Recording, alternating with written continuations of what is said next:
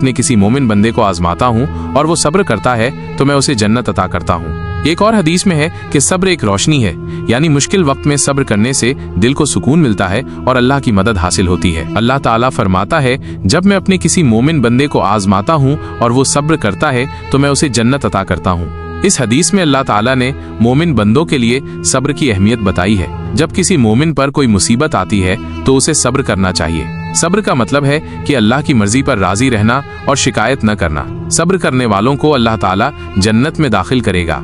एक और हदीस में है कि सब्र एक रोशनी है, यानी मुश्किल वक्त में सब्र करने से दिल को सुकून मिलता है और अल्लाह की मदद हासिल होती है। सब्र करने से इंसान की रूह मजबूत होती है और वो हर मुश्किल का सामना कर सकता है। सब्र करने से अल्लाह ताला राजी होता है और दुनिया और आखिरत में कामयाबी मिलती है। कि सब्र करने से इंसान के गुनाह माफ होते हैं और दर्जे बुलंद होते हैं। सब्र करने से अल्लाह ताला राजी होता है और दुनिया और आखिरत में कामयाबी मिलती है।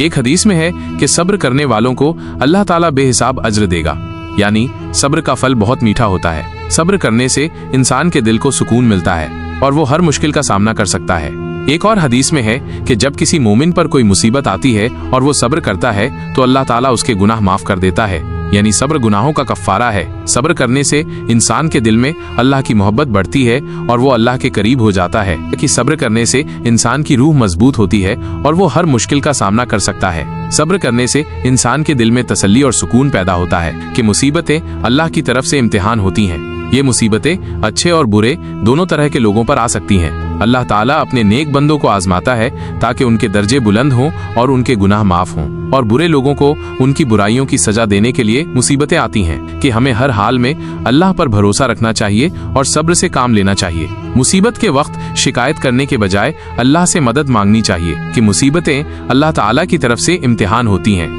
ये मुसीबतें अच्छे और बुरे दोनों तरह के लोगों पर आ सकती हैं। अल्लाह ताला अपने नेक बंदों को आजमाता है ताकि उनके दर्जे बुलंद हों और उनके गुनाह माफ हों, और बुरे लोगों को उनकी बुराइयों की सजा देने के लिए मुसीबतें आती हैं। कि हमें हर हाल में अल्लाह पर भरोसा रखना चाहिए और सब्र से काम लेना चाहिए। मुसीबत के वक्त शिकायत करने के बजाय अल्लाह से मदद मांगनी चाहिए।